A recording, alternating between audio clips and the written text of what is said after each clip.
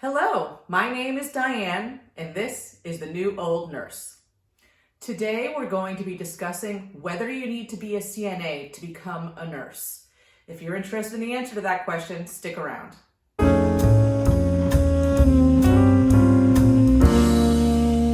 This video could be extremely fast because I could say, do you need to become a CNA to become a nurse?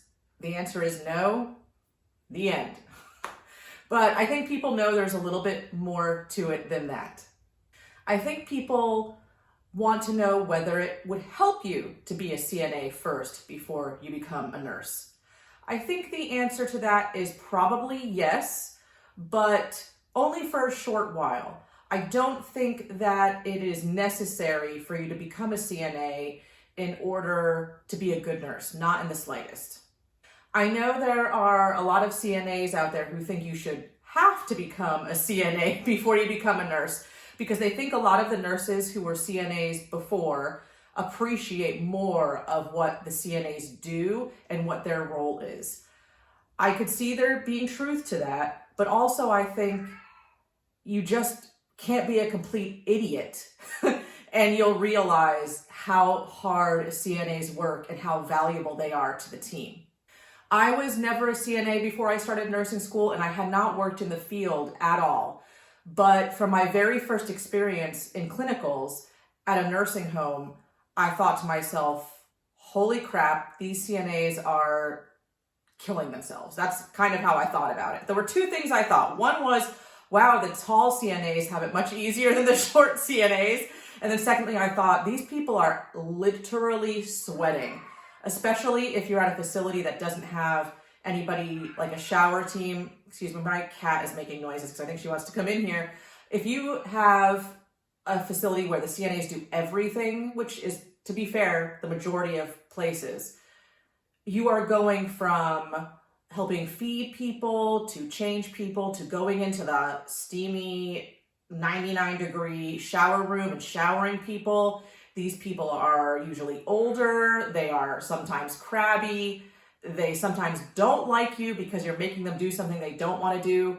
Newsflash, a lot of these folks do not want to get showered, especially if you're in memory care. You're getting smacked, you're getting punched, you're getting yelled at.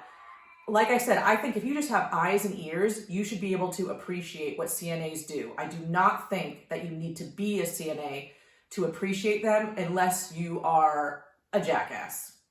In terms of whether it helps you to be a CNA first, I think it helps you in one big way and one smaller way.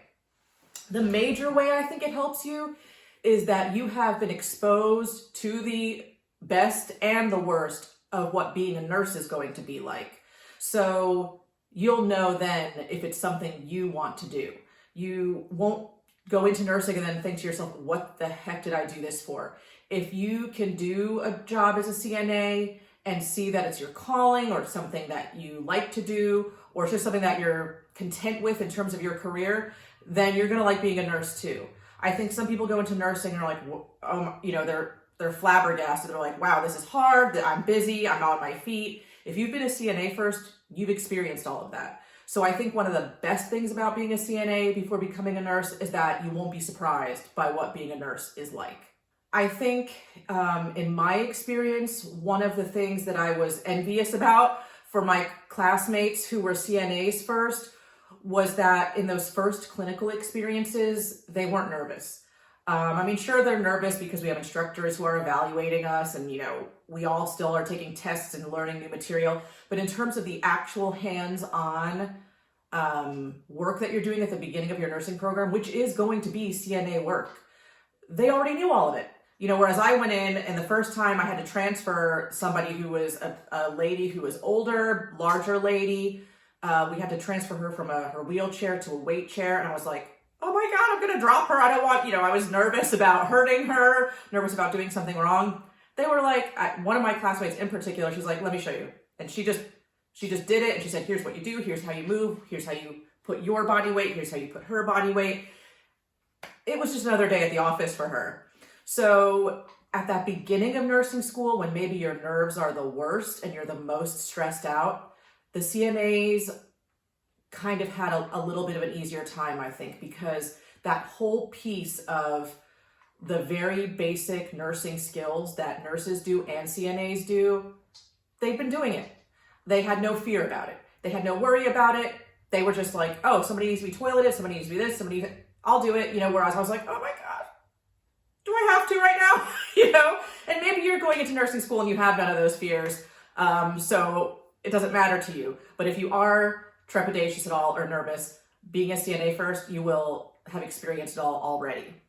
And there's this big misconception from people who probably aren't nurses and some people who are interested in becoming a nurse, that you don't do the same work that a CNA does. I beg to differ greatly. There are some things I rarely have ever done. For example, I rarely in the facilities I've worked at have showered somebody, because that's kind of a time-consuming task. That is something that is going to be more on the list of tasks for a CNA. But everything else, in terms of transferring people, in terms of changing people, in terms of cleaning people up after they've been toileted, I do all that still. Is it on my main list of things that I have to do? No. But one, you're going to walk into somebody's room and they're going to need it done, and you're going to be the only one who can do it. You're not going to be able to call your CNA for help, okay? One of my clinical experiences, I want to say the hall had maybe 21 people-ish, 3 nurses, and 1 patient care tech. So those 3 nurses couldn't constantly be calling the patient care tech, which, if you're not familiar with that term, it's basically like the CNA at the hospital. A lot of hospitals are calling them patient care techs. Maybe there's other titles too, but that's the one I see around here. They're not going to be called to change everybody. The nurses are changing people.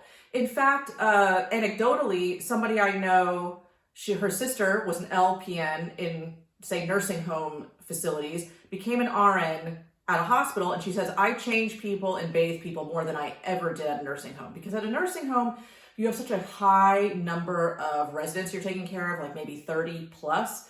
They really don't expect you, if you're in a decent place, they really don't expect you to be helping as much with the CNA tasks. But if you have 7 patients at the hospital, you're going to be responsible for a lot of those CNA tasks. So again, being a CNA first means you're going to know how to do all that. You're going to be comfortable doing that, and you won't look at it as beneath you, because guess what? It's not beneath any of us. All of us are there to take care of those people. And if you are a nurse who walks into a room and leaves somebody soiled and making them wait an hour to get help, you are a bad nurse, okay? I don't care who you are or what else is going on. Okay, sure, God forbid if somebody needs CPR in the next room, are you going to leave?